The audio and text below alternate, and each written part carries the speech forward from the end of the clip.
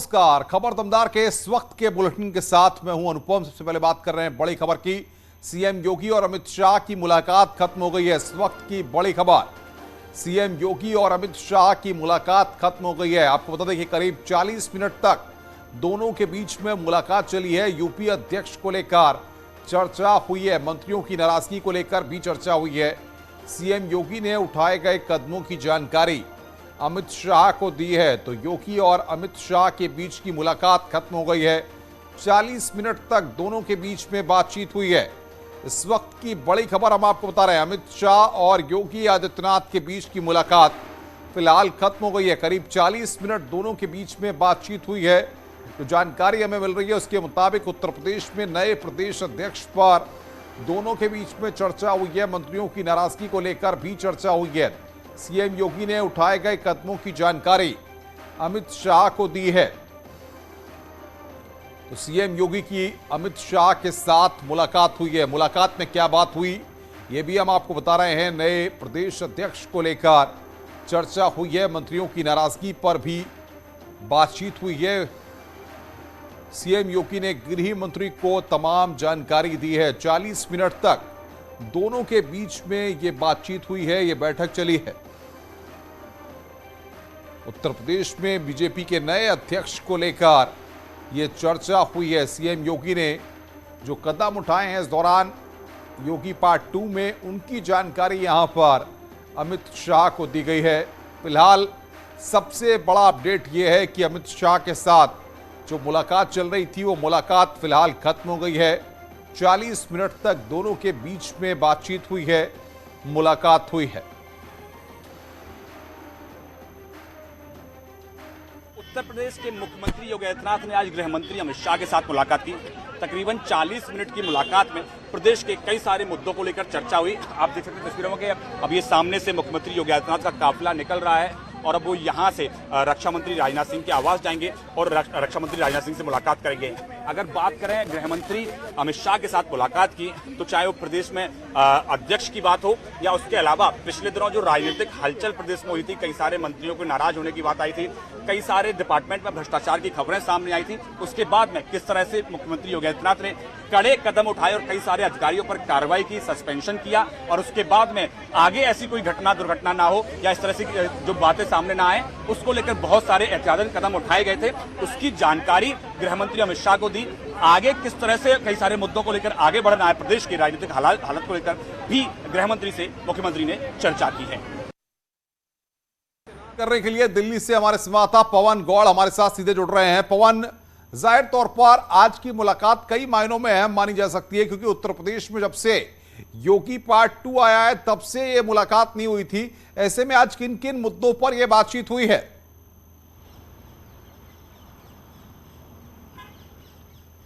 देखिए, जब से योगी सरकार का दूसरा कार्यकाल की शुरुआत हुई है तो और जो पूर्व अध्यक्ष थे उत्तर प्रदेश बीजेपी के स्वतंत्र देव सिंह, तो उनको जब मंत्री बन गए तो वो उनको लेकर आज तक उनका जो पद जो था वो तकरीबन खाली चल रहा था। और हालांकि स्वतंत्र देव सिंह उस जिम्मेदारी को लगातार निभा रहे थे, लेकिन अब क्योंकि जरूरत है नए अध्यक्ष की, क्योंकि आगामी दिनों में निकाय चुनाव भी होने उत्तर प्रदेश के अंदर, लेकिन इस दौरान अब बहुत ज्यादा बातचीत या कोई मुलाकात गृह मंत्री और यूपी के मुख्यमंत्री के बीच में नहीं हो पाई थी। तो इसलिए इस दौरान इस संदर्भ में चर्चा हुई है कि नया अध्यक्ष कौन हो सकता है। कई सारे नामों का कयास बहुत दिन से लगाया जा रहा है कि पश्चिम से हो सकता है, मध्य से हो सकता है, ब्राह्मण चेहरा।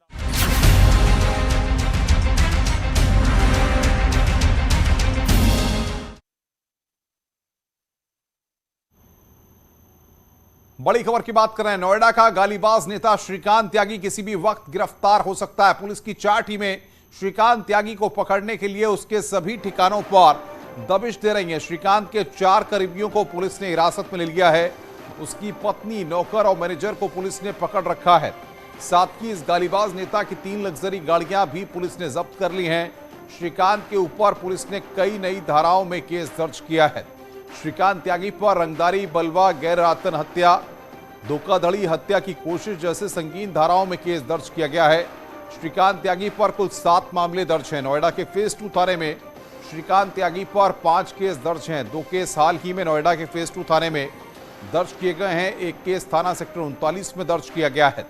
एक केस लखनऊ में दर्ज किया गया है। साल 2008 और 2009 में श्रीकांत त्यागी पर फेज 2 थाने में बलवा और रंगदारी के मामले में दर्ज हुआ था। श्रीकांत की पत्नी अनु त्यागी ने भी अपने पति के खिलाफ धारा 307 में केस दर्ज करवाया हुआ है।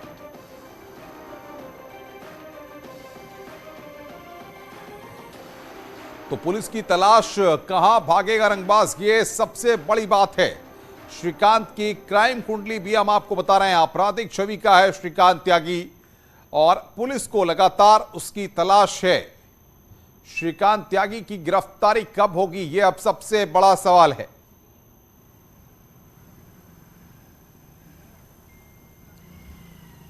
श्रीकांत त्यागी की गिरफ्तारी को लेकर नजदीक से छानबीन कर रही आईपीएस अंकिता शर्मा ने न्यूज 18 से खास बातचीत की।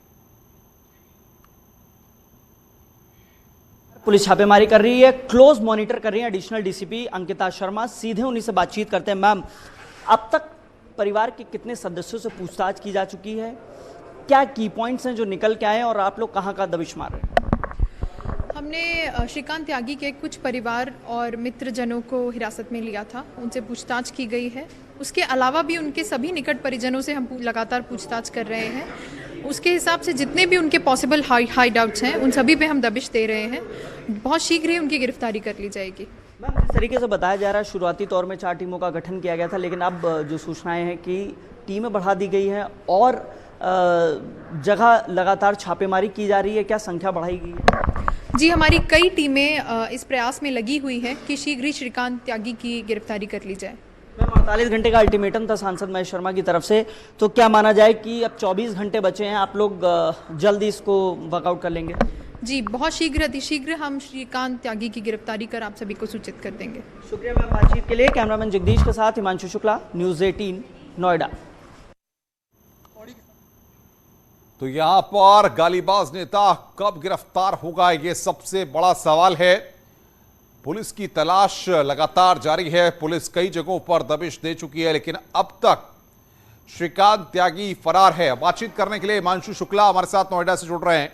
हिमांशु, क्या अपडेट है श्रीकांत त्यागी के बारे में? क्या पुलिस को अब तक कोई क्लू मिल पाया है?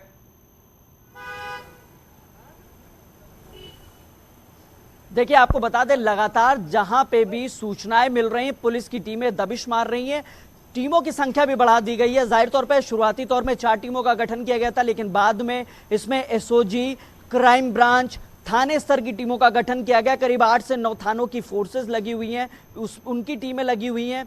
यानी सब जगह से घेराबंदी की जा रही है। जहां से भी सूचना मिल रही है वहां पर दबिश देने पुलिस पहुंच रही है।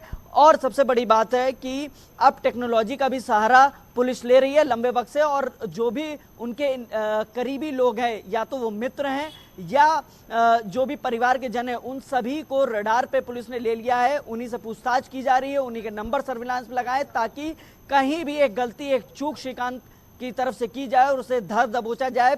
पुलिस करीब 6 से 7 ठिकानों पर छापेमारी कर चुकी है। आपको बता दें कि नोएडा, गाजियाबाद, दिल्ली, हापुड़, लखनऊ, इसके अलावा मेरठ में भी छापेमारी की है पुलिस ने, और लगातार कई टीमें लगी हुई हैं। देखिए, सबसे बड़ी बात है क्योंकि अब श्रीकांत त्यागी पुलिस के लिए एक चुनौती बन गया है, नाक का सवाल बन गया है। लंबे वक्त से वो फरार है। बिल्कुल हिमांशु, अगर आज गिरफ्तारी रात तक नहीं होती है तो कल श्रीकांत के पास कोर्ट में सरेंडर करने का भी ऑप्शन होगा, और ऐसे में नोएडा पुलिस की काफी किरकिरी भी हो सकती है।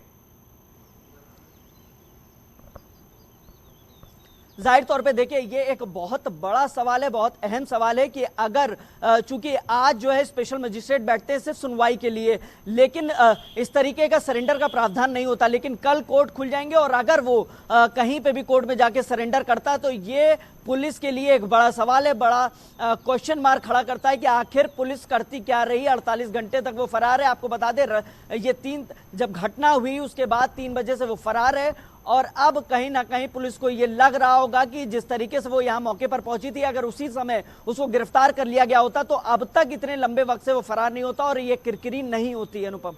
हाँ बिल्कुल हिमांशु, लेकिन क्या जानकारियां मिल पा रही हैं पुलिस के अधिकारियों के द्वारा? क्या राज्य के बाहर भी कई जगहों पर पुलिस भेजी गई है? जाहिर तौर पे देखिए अनुपम, आपको बता दें कि उत्तर प्रदेश ही नहीं, आसपास के सटे जो राज्य हैं वहां सब जगह दबी जबान पे अधिकारी बिल्कुल स्पष्ट रूप से नहीं बात कर रहे हैं, लेकिन उन्होंने ये जरूर बोला है कि जो आसपास के सटे प्रदेश है वहां सभी जगह छापेमारी की जा रही है। यानी गुरुग्राम में भी छापेमारी की गई है, राजस्थान में भी की गई है, मध्य प्रदेश में भी की गई है।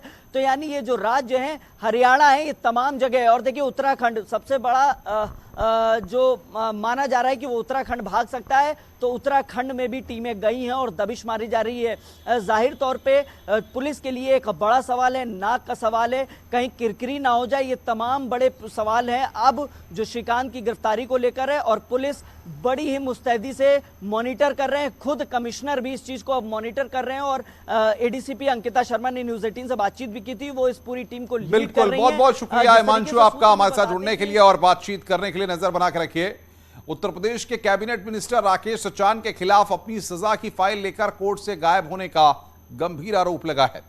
कानपुर की एक अदालत ने शनिवार को सचान को एक मामले में दोषी ठहराया था, लेकिन अदालत सजा सुनाती उससे पहले ही मंत्री महोदय अपने वकील की मदद से दोष सिद्धि आदेश की ओरिजिनल कॉपी लेकर ही फरार हो गए। यही नहीं, वो जमानत मुचलका भरे बगैर ही कोर्ट रूम से चले गए। अब कोर्ट की पेशकार ने मंत्री के खिलाफ एफआईआर दर्ज करने के लिए कोतवाली में तहरीर दी है। वहीं नेताजी ने बयान जारी कर कहा है कि वो किसी जरूरी काम से कोर्ट से निकले थे, उनके खिलाफ साजिश के तहत गलत प्रचार किया जा रहा है। वो कल कोर्ट में अपना पक्ष रखेंगे। दरअसल साल 1991 में तत्कालीन समाजवादी पार्टी के नेता राकेश सचान से पुलिस ने एक अवैध हथियार बरामद किया था। इस मामले में उनके खिलाफ सशस्त्र अधिनियम के तहत मामला दर्ज किया गया था। इसी केस में शनिवार को कानपुर की अपर मुख्य महानगर मजिस्ट्रेट 3 की अदालत में सुनवाई चल रही थी। इस दौरान अदालत ने सचान को दोषी ठहराया, यानी राकेश सचान को अदालत दोषी साबित करके सजा सुनाने की तैयारी में थी। इससे पहले बचाव पक्ष को सजा पर बहस शुरू करने को कहा गया, लेकिन मामले में मोड़ तब आ गया जब राकेश सचान आदेश की फाइल लेकर ही कोर्ट से गायब हो गए। इसके बाद पूरे कोर्ट और पुलिस प्रशासन में हड़कंप मच गया।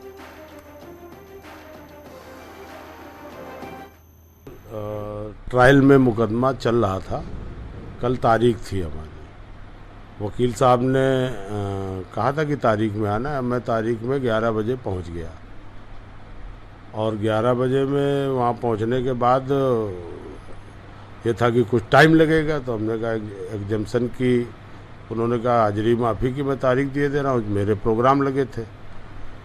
तो मैं वहाँ से करीब 12 बजे निकल आया और 12 बजे निकल के मैं अपने रूटीन के कार्यक्रमों में, पुखराया में जनता दरबार था, भंडारा था, वहाँ चले गए। फिर हमारा एक उद्यमियों का कार्यक्रम था, अमृत महोत्सव के कार्यक्रम की तैयारी में भी हम लोग चले गए उद्यमियों के बीच में। उसके बाद हमें बीच में लोगों ने बताया कि ऐसा ऐसा है, तो मेरे को तो नहीं मालूम है। मैं कल गया था और 12 बजे करीब चला आया हूँ। बाद में क्या घटनाक्रम हुआ है मेरे को संज्ञान अब टीवी से हो रहा है, आपके अखबार समाचार पत्रों से मिल रहा है। तो मैं कल अदालत जाऊंगा, जो भी अब होगा वहाँ अपने वकीलों के द्वारा अपना पक्ष रखूंगा। सर, किस मामले में आपको बुलाया गया? आर्म्स एक्ट का एक 91 में हमारे ऊपर वाद दर्ज हुआ था, वही मामले पर कल तारीख थी। उसी मामले में मैं कल गया था। लाइसेंसी राइफल थी और पुलिस ने आरोप ये लगाया था कि लाइसेंस ये दिखा नहीं पाए, उसी का बात चल रहा था। बड़ी खबर आ रही है, राजनाथ सिंह से मिले हैं सीएम योगी आदित्यनाथ। सीएम योगी ने शिष्टाचार भेंट की है। सीएम योगी ने ट्वीट में लिखा, नए उत्तर प्रदेश की उन्नति हेतु सदैव सहयोग प्रदान करने वाले माननीय रक्षा मंत्री राजनाथ सिंह जी से आज दिल्ली में शिष्टाचार भेंट कर उनका अमूल्य मार्गदर्शन प्राप्त किया।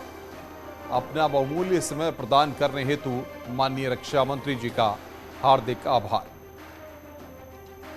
तो ये तस्वीर यहां पर ट्वीट की गई है। राजनाथ सिंह से सीएम योगी आदित्यनाथ की मुलाकात हुई है। ये तस्वीर इस वक्त हम आपको दिखा रहे हैं, एक्सक्लूसिव तस्वीर इस वक्त आप देख रहे हैं। राजनाथ सिंह से उत्तर प्रदेश के मुख्यमंत्री योगी आदित्यनाथ की मुलाकात की तस्वीर आपको दिखा रहे हैं। शाहजहांपुर के शिव मंदिर में दबंगों ने पुजारी की पिटाई कर दी। यही नहीं, दबंगों से पुजारी से तमंचे के बल पर 500 रुपए भी लूट लिए। इस बात से नाराज पुजारी ने शिव मंदिर में ताला जड़ दिया, जिसके चलते सुबह श्रद्धालुओं को शिव मंदिर में पूजा अर्चना करने में परेशानी हुई। वहीं दूसरी ओर पुलिस ने पुजारी की तहरीर पर मामले की छानबीन शुरू कर दी है।